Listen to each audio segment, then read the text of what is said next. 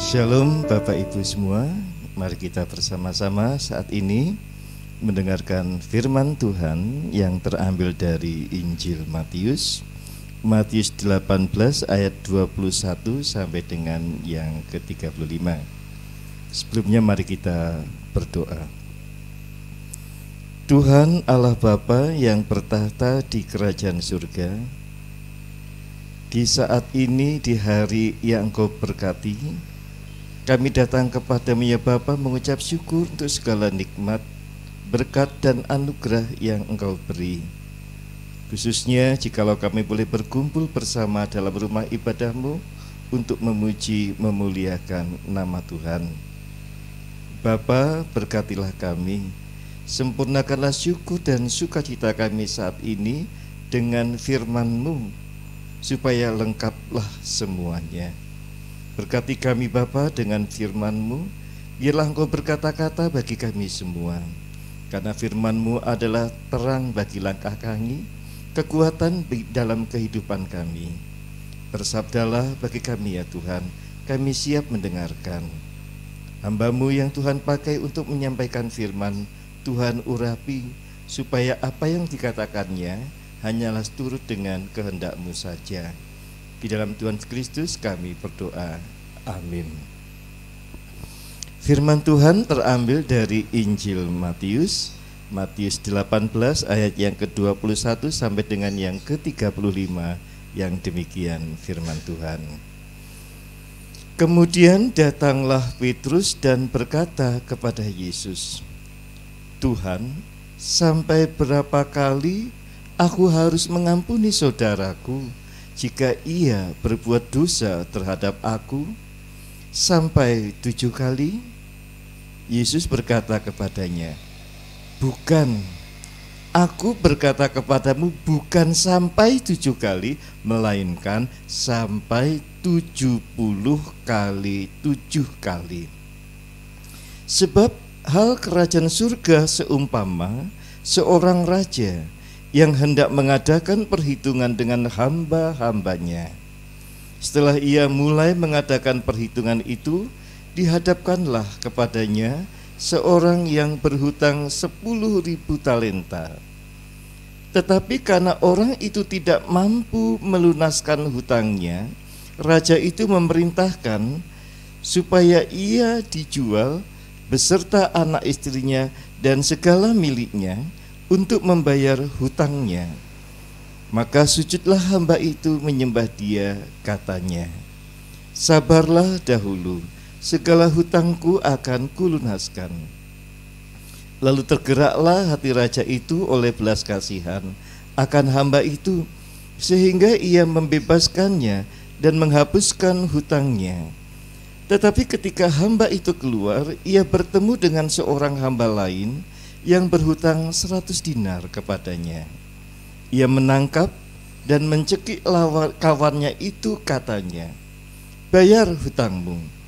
Maka sujudlah kawannya itu dan memohon kepadanya, sabarlah dahulu, hutangku itu akan kulunaskan. Tetapi ia menolak dan menyerahkan kawannya itu ke dalam penjara sampai dilunaskannya hutangnya. Melihat itu, kawan-kawannya yang lain sangat sedih, lalu menyampaikan segala yang terjadi kepada tuan mereka. Raja itu menyuruh memanggil orang itu dan berkata kepadanya, hei hamba yang jahat, seluruh hutangmu telah kuhapuskan karena engkau memohonkannya kepadaku. Bukankah engkau pun harus mengasihani kawanmu seperti aku telah mengasihani engkau?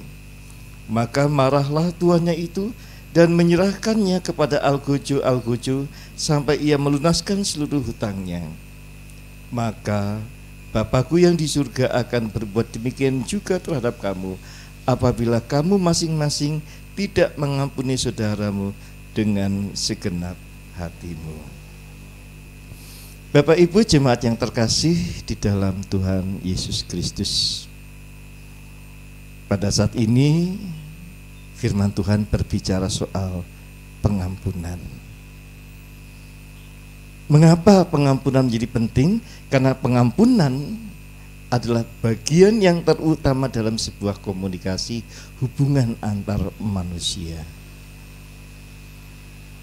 Setiap saat, setiap kali kita berhubungan dengan sesama kita, dan setiap saat, setiap kali kita berhubungan dengan sesama kita, seringkali juga tidak jauh, tidak lepas dari konflik yang ada, entah karena perbedaan pendapat, entah karena perbedaan sesuatu yang lainnya,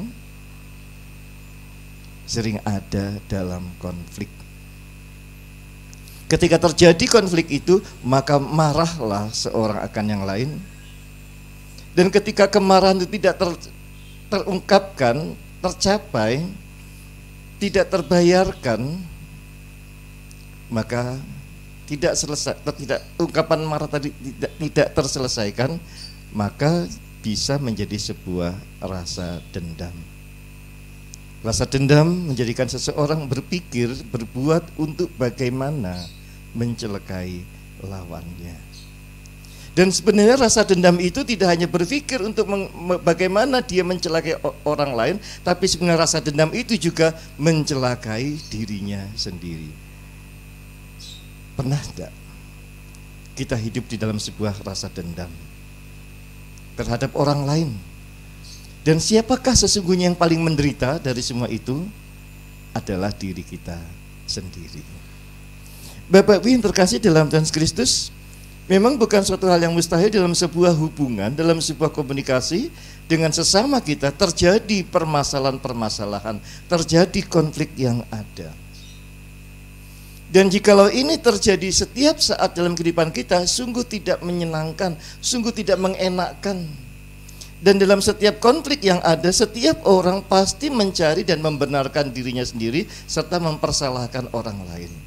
Nah, dengan keyakinan bahwa dirinya benar, dia merasa bahwa orang lain harus tunduk, harus mau mengikuti langkah-langkahnya, yaitu memohon ampun, memohon maaf. Dalam setiap konflik, pasti orang mencari kebenarannya masing-masing. Dan ketika orang mencari kebenarannya masing-masing, sulitlah bagi dia untuk menghargai, untuk menghormati, dan untuk mengasihi orang lain. Di dalam kekristenan jelas bahwa Yesus mengajarkan kepada kita bagaimana kita harus mengasihi, mengampuni siapapun itu, supaya relasi kita, di mana Allah yang telah memperbaiki relasi itu menjadi relasi yang baik, juga baik kepada sesama. Di dalam bacaan tadi melalui perumpamaan jelas Yesus mengajarkan bagaimana pengampunan yang diberikan raja kepada seseorang yang berhutang sangat banyak. Dan bagaimana perasaan orang yang berhutang sangat banyak sangat tertolong oleh pengampunan yang diberikan oleh raja itu. Tetapi apa yang terjadi? Ternyata orang itu tidak menghargai pengampunan yang diberikan raja kepadanya. Bahkan dia menjadi sombong. Ucapan syukur atas pengampunan yang diberikan raja kepadanya tidak dinyatakan dalam tindakan terhadap perkara yang sama ketika saudaranya juga mendapatkan kesalahan hutang terhadap dirinya. Begitu sulitkah manusia mengampuni? Begitu sulitkah kita merasakan kasih Allah? Bagaimana Dia telah mengampuni, menyelamatkan dan memberkati kita sehingga kita tidak dapat mengampuni, menghormati, menghargai orang lain. Begitu sulitkah karena ego kita tidak mau mengalah, kita tidak mau memaafkan terhadap kesalahan-kesalahan orang lain yang diperbuat kepada kita? Begitu sulitkah untuk menyatakan, saudaraku, engkau kuampuni? Bapak Ibu yang terkasih dalam Tuhan Kristus, yang menarik dalam bacaan ini adalah sebuah konsekuensi ketika kita tidak melakukan kehendak Tuhan. Ketika kita mohon ampun pada Tuhan, Tuhan mengampuni kita. Tetapi sebuah konsekuensi ketika kita tidak mau mengampuni dosa orang lain, kesalahan orang lain, maka sesungguhnya sesuatu yang sangat berat, sesuatu yang sangat hebat akan menerpa kehidupan kita. Apakah karena kita sudah diampuni oleh Raja sehingga kita merasa benar, kita merasa lebih hebat, kita merasa tidak berdosa lagi, sehingga sulit untuk mengampuni orang lain? Jemaat terkasih dalam Tuhan Yesus Kristus, sebuah pelajaran yang sangat berharga yang diberikan Tuhan kepada kita. Satu, bahwa sesungguhnya Tuhan Yesus Allah sangat mengasihi kita. Bahkan setiap pelanggaran dosa yang kita perbuat, memohon ampun kepadanya, Dia berkenan memberikan ampunannya. Hal yang kedua, apakah hidup kita menjadi sesuatu yang lebih baik, menjadi sesuatu yang lebih tinggi, menjadi sesuatu yang lebih mulia daripada orang lain, sehingga keadaan orang lain menjadi lebih rendah, lebih hina daripada kita? Karena pengampunan yang diberikan Allah kepada kita menjadikan kita sombong? Tentunya tidak. Pengampunan yang diberikan Allah kepada kita menjadikan kita orang yang rendah hati, menjadikan kita orang yang lebih merasakan cinta kasih, lebih memampukan kita untuk menjadi orang yang mengasihi sesama, sehingga setiap saudara kita, sesama kita, teman kita, bahkan orang yang membenci kita, mempunyai kesalahan kepada kita, mampukah kita lebih dahulu memberikan pengampunan, maaf kepada saudara kita? Saya mengatakan lebih dulu artinya tanpa diperintah, tanpa dipaksa, kita sudah lebih dulu datang kepada teman kita dan menjalin sebuah hubungan yang baik dengan sebuah pengampunan. Bahkan seandainya kita merasa benar dan mungkin juga benar dalam permasalahan ini, mau tidak kita mengawali komunikasi kita dengan teman kita, menciptakan damai sejahtera dengan memberikan pengampunan, mohon maaf atas kesalahan-kesalahan kita. Jadi seringkali kita merasa benar dan mungkin di pihak yang benar, tapi mungkin tidak kita, mampu tidak kita, justru kita yang mohon maaf atas apa yang terjadi kepada teman kita. Bukan kita mengampuni, tapi kita mohon maaf dengan harapan permohonan maaf kita membuka sebuah hubungan, terjadi saling pengampunan. Kalau ini yang terjadi, sungguh sangat luar biasa. Itulah arti dari kerajaan surga. Damai sejahtera.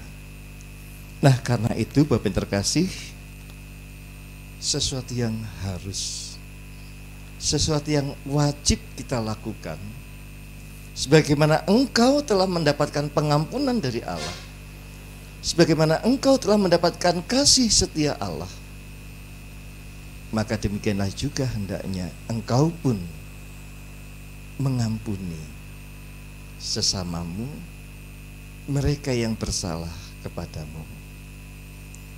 Mohon maaf untuk membuka sebuah hubungan yang baru, meskipun kita mungkin tidak ada kesalahan yang terjadi. Kita yakin Roh Kudus menyertai kita dan memampukan kita. Karena itu, ampunilah saudaramu. Bukalah pintu maafmu selebar-lebarnya bagi saudaramu. Panggillah, tariklah dia untuk menjadi sahabatmu kembali, untuk menjadi kekasihmu kembali, di mana pengampunan mengawali semuanya itu, membina sebuah hubungan yang baik di masa yang akan datang. Maka dunia menjadi damai sejahtera. Ampunilah saudaramu, sebab Tuhan telah lebih dahulu mengampunimu, supaya saudaramu merasakan kasih karunia Allah. Pengampunan terjadi kepada siapapun. Tuhan memberkati. Amin.